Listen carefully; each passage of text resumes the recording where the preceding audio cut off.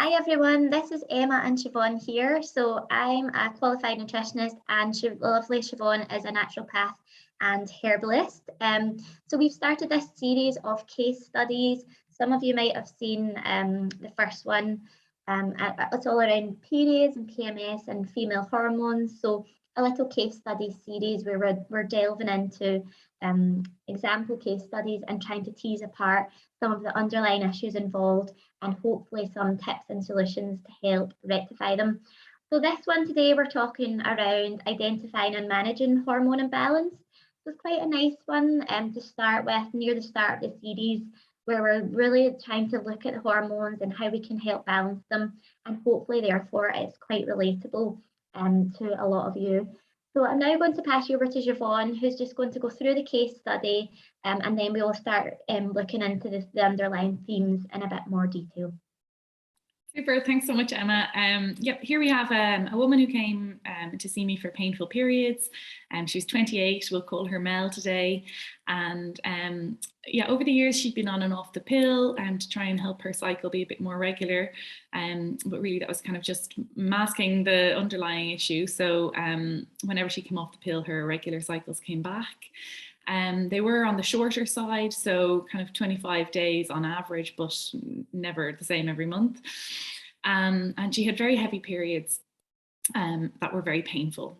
So this is something that we'll often see with a hormone imbalance related to too much estrogen, so estrogen dominance.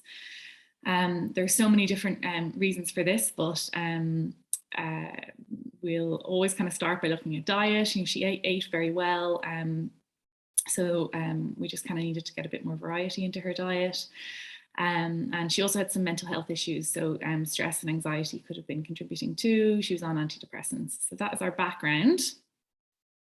So there's definitely that hormone imbalance there.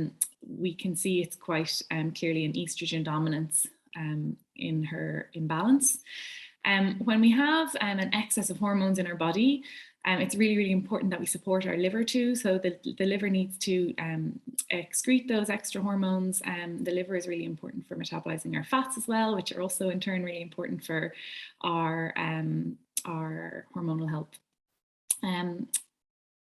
As I said, we're going to address diet, Emma will talk about that later, and her stress and anxiety and mental health issues needed a bit of support. And due to the time of year that she came, kind of in the springtime, and it was a lack of vitamin D over the winter, so that was important as well. So the first thing to look at is addressing underlying hormones. There are so many wonderful herbs that can help with this, but Agnus castus is definitely my #1 herb for helping with estrogen dominance. And when that's in the picture for hormonal imbalance, it's the hormonal system can sometimes take a while to change, so it's not a quick fix. Definitely recommended to take it for at least kind of 1 to 3 cycles, and maybe even 6 months for some people. It depends. And it's to be taken every day of the cycle. So not just when you've got the painful periods, but throughout the month. So it can really help with painful periods, with PMS symptoms as well, and with that kind of heavy flow. And it can help to kind of make the irregular periods more regular, and particularly those shorter cycles to get them to a longer, more manageable amount of time. The next one then is supporting the liver. So as I said, liver support is really, really important for our menstrual cycle health. There is many different reasons for this, and many different herbs as well that support the liver, and foods, any kind of bitter foods can be really, really great as well. This particular blend here, Digestion, contains 2 herbs that I love. It's artichoke and dandelion, and particularly dandelion at this time of year. I just love dandelions, and it's the root of the dandelion that's really great for the liver, and then the flowers and the leaves are brilliant for the kidneys. So when you get a whole plant extract of dandelion, you get really great support for those kind of organs of elimination, which are really important to help us excrete those excess hormones from the higher levels of estrogen from our bodies, so that they don't kind of cause more symptoms. There are lots of other things to say about the liver. Another thing when we're talking about keeping kind of those channels of elimination open, is to make sure you're kind of pooing regularly. So the liver and herbs like dandelion and artichoke can help to kind of get those liver secretions moving so that your bowels can move further down as well as incorporating more fiber into the diet. And then I'll pass it over to you, Emma, because I know you want to talk about the importance of the liver and metabolizing fats.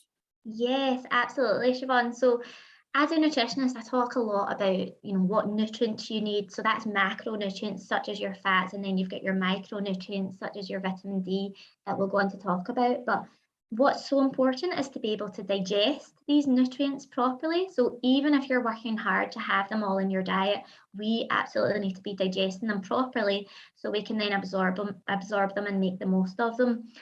So healthy fats, for example, for this case study, we're touching on the healthy fats quite a lot. So the omega-3s, and that's where your liver is so important for breaking these down and digesting them. And what's so important is, so interesting as well, is that these healthy fats are actually needed for us to not only produce these key sex hormones. So if estrogen is a bit high, we really want to particularly support progesterone levels. So that's what the agonist castus is doing, helping to do. But actually, these healthy fats are also going to be the building blocks for this hormone. What's even more interesting is that how many healthy diets you have in your diet and how you're absorbing them will also influence how your cells actually respond to these hormones. So all of our cells have a lovely lipid bilayer around the outside. So the outer layer of the cell is made from fats. And that fat needs to be lovely and in enough supply for your hormones to then respond well to those cells. So fats are just so important for so many reasons. And the liver is going to be your key organ to help you support that fat metabolism and absorption. So this kind of takes me nicely into the next point on diets more generally. And I made an emphasis here on the anti-inflammatory side of things, because particularly for cramps, which is one of Mel's main symptoms, that inflammatory response is so important because we release prostaglandins from our womb, and this is what can give rise to all the cramps and the discomfort. And these prostaglandins are quite inflammatory. And this is why lots of the lovely anti-inflammatory components of our diet can really help to counter and minimize the effects of those inflammatory prostaglandins. There's lots and lots of research on omega-3, in particular vitamin D as well, which we'll go on to talk about a bit more, but omega-3. So you've got your fish oils and your lovely flaxseed oil as some key sources there. So that's one in particular that would be so helpful. Also from Mel's diary, she said that she did struggle a bit with variety. And it's that variety of lovely fresh foods, all the different colours of the rainbow. That's your ideal anti-inflammatory diet, getting lots of those lovely nutrients in there as well. So for Mel, some of our main starting points and tips were to try and increase the variety of foods, lots of fresh, different foods each week, and also to try and get anti-inflammatory ingredients in there. Spices are another lovely anti-inflammatory ingredient. So things like cinnamon, turmeric, they're lovely and anti-inflammatory, and you can just work them into your daily regime as well. I'm just going to quickly touch on stress, as that was another one of the themes that was coming up for Mel. So these are some of our lovely stress remedies that we have at Avogel. So we've got the stress relief daytime containing valerian and hops, and we've got the passiflora complex with some lovely additional nutrients in there, such as magnesium. Magnesium is a nutrient that can become drained during times of stress, and also for not eating a wide enough variety of foods. So it can become a bit of a vicious cycle if we're low in magnesium and stress further depletes those levels. Also, some of the nutrients that we use up for stress will directly compete with the sex hormones such as progesterone. So some of the amino acids, for example, that we get through good quality protein. If our adrenal glands are in overdrive and we're producing too much cortisol, the stress hormone, your progesterone levels can potentially suffer. So again, that stress response kind of takes over, starts competing with your hormones, And potentially that's where that could drive a hormone imbalance as well. So stress was very apparent for Mel, but I'm quite sure lots of other people can also relate to that as well. And just our final point to finish up, again, relevant for Mel, but I'm sure many others, is trying to get enough vitamin D. So for people that are particularly busy, perhaps they're indoors with work or they're traveling a lot, vitamin D, getting enough vitamin D from sunshine can be an issue, but just in general here in the UK, it's tricky to get enough anyway. And it's so hard. Not only do you need to be outside, but you need to be outside at the right times of day. You need to be exposing enough skin. All these factors, darker skin is another one, we can struggle to make enough. So all these factors can quite often go against us, and we can often struggle to get enough, even if we are outdoors fairly regularly. So that's just where a supplement would come in. So an option like our balanced mineral drink, it contains about 5 micrograms of vitamin D.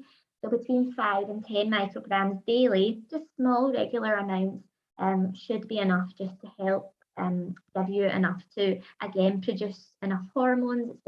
Vitamin D is a pro-hormone, so it's almost like a first step in producing other hormones. But with Mel in particular, mental health is a big area that can be affected by vitamin D deficiency as well. So hopefully that's been useful, a good roundup of those underlying factors that can quite often give rise to hormone imbalance. So thanks for listening, everyone, and we'll be back soon with our next case study topic.